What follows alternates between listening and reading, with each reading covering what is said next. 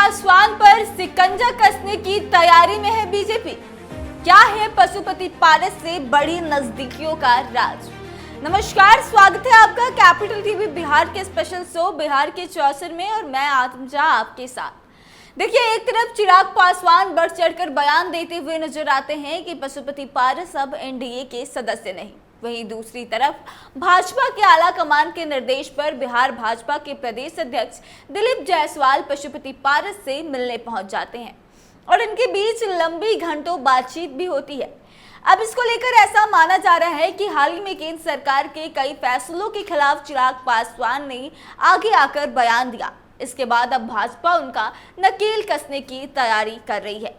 दरअसल करीब एक महीने हुए जब बीजेपी ने दिलीप जायसवाल को बिहार बीजेपी का नया प्रदेश अध्यक्ष बनाया था। उसके बाद से दिलीप जायसवाल अपनी पार्टी के कार्यक्रमों में तो लगे हैं, लेकिन किसी सहयोगी पार्टी के नेता के पास मुलाकात करने नहीं गए थे। लेकिन बीजेपी के प्रदेश अध्यक्ष जायसवाल 21 अगस्त की रात अचानक से चिराग पासवान के चाचा पशुपति पारस से उनके ठिकाने पर मिलने पहुंच गए। जायसवाल की पारस के इस मुलाकात के पीछे की कहानी अब निकलकर सामने आई है। पशुपति कुमार पारस की पार्टी राष्ट्रीय लोक जनशक्ति पार्टी के एक नेता ने बताया कि 21 अगस्त की सुबह ही दिलीप जायसवाल ने पारस से मिलने का समय मांगा था। तय हुआ कि रात में मुलाकात होगी और जायसवाल खुद पारस की पार्टी के ऑफिस में जाकर उनसे मुलाकात करेंगे। वैसे पारस अपनी पार्टी के ऑफिस में ही रहते भी हैं। बुधवार की देर शाम दिलीप जायसवाल वहां पहुंचे और बंद कमरे में पारस के साथ लगभग 1 घंटे तक बातचीत की। इसके बाद बकायदा फोटो सेशन हुआ और मीडिया को मुलाकात की जानकारी भी दे दी गई। बीजेपी के नेता बता रहे हैं कि दिलीप जायसवाल ने अपनी पार्टी के आला कमान के निर्देश पर पशुपति पारस से जाकर ये मुलाकात की है। सूत्रों की माने तो 20 अगस्त को दिल्ली में दिलीप जायसवाल की मुलाकात केंद्रीय गृह मंत्री अमित शाह और बीजेपी के अध्यक्ष जेपी नड्डा से हुई थी। उसी मुलाकात के दौरान जायसवाल को यह कहा गया कि वे पशुपति पारस के घर जाकर उनसे बातचीत करें। दिलीप जायसवाल 20 अगस्त की रात दिल्ली से पटना वापस आते हैं। 21 अगस्त को सदस्यता अभियान को लेकर बीजेपी का दिन भर का कार्यक्रम रहता है। इसमें शामिल होने के लिए कई नेता दिल्ली से भी खास तौर पर आए थे। जैसे ही बीजेपी का कार्यक्रम और बैठक खत्म हुआ, वैसे ही जायसवाल की गाड़ी पशुपति कुमार पारस के घर पहुंच गई। पारस की राष्ट्रीय लोक जनशक्ति पार्टी के एक नेता ने बताया कि दिलीप जायसवाल अपने आला कमान का संदेशा लेकर पहुंचे थे। उन्होंने पारस को भरोसा दिलाया कि बीजेपी उनके साथ है। आने वाले विधानसभा चुनाव में बीजेपी उन्हें पर्याप्त महत्व देगी।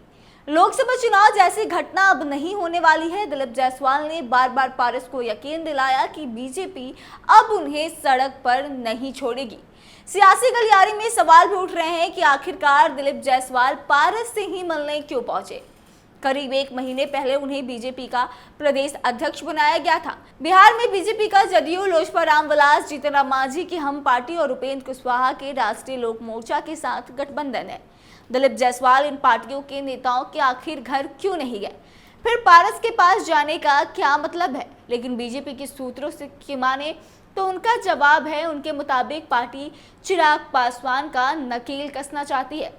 चिराग पासवान ने इन दिनों कई विवादित मुद्दों पर बयानबाजियां की। सुप्रीम कोर्ट के फैसले, यूपीएससी की नियुक्ति जैसे मामलों में भी चिराग ने टांग अड़ाई और बयानबाजी की, जिससे कि बीजेपी खुश नहीं है। विवादित मुद्दों पर बीजेपी की दूसरी सहयोगी पार्टियों ने अपनी जुबान बंद रखी, लेकिन चिराग पासवान लगातार हीरो बनने के चक्कर में बयान देते रहे। इससे बीजेपी आला कमान को चिराग के भविष्य को लेकर आशंका हो रही है। वहीं लोकसभा चुनाव में अपनी पार्टी के प्रदर्शन पर चिराग के दावे से भी बीजेपी काफी असहज है। दरअसल लोकसभा चुनाव में चिराग की पार्टी को 5 सीटें मिली थी और उन सब पर जीत हासिल हुई। बीजेपी को खबर मिली है कि चिराग लगातार इस बात का दावा कर रहे हैं कि उन्होंने अपने दम पर जीत हासिल करी है, जबकि बीजेपी नेताओं का यह मानना है कि अगर नरेंद्र मोदी के नाम का सहारा नहीं होता तो खुद चिराग पासवान की जमानत नहीं बचती। चिराग पासवान की बयानबाजी से बीजेपी को शंका है कि वे बाद में पाला बदल सकते हैं। ऐसे में बीजेपी प्लान बी भी तैयार कर रही है। पशुपति कुमार पारस उसी प्लान के हिस्सा हैं और अगर चिराग पासवान कुछ ज्यादा महत्वाकांक्षा दिखाते हैं तो बीजेपी पारस को आगे करने की तैयारी में भी है। बीजेपी की तैयारियों को देखते हुए इतना तो स्पष्ट है कि आगे आने वाले दिनों में बिहार की सियासत और ज्यादा दिलचस्प होने वाली है। तो देखना बड़ा दिलचस्प होगा कि यह सियासत आखिर कौन सा मोड़ लेती है और जो पशुपति पारस फिर से एक बार फर्श पे पहुंच गए हैं, क्या वो फिर से अर्श पर पहुंचते हैं और चिराग पासवान की क्या कुछ स्थिति देखने को मिलती है। तो आप इस पूरे खबर को कैसे देखते हैं, कमेंट करके अपनी प्रतिक्रिया जरूर दें, वीडियो को शेयर करें और आगे की तमाम अपडेट्स के लिए देखते रहे कैपिटल टीवी बिहार। धन्यवाद।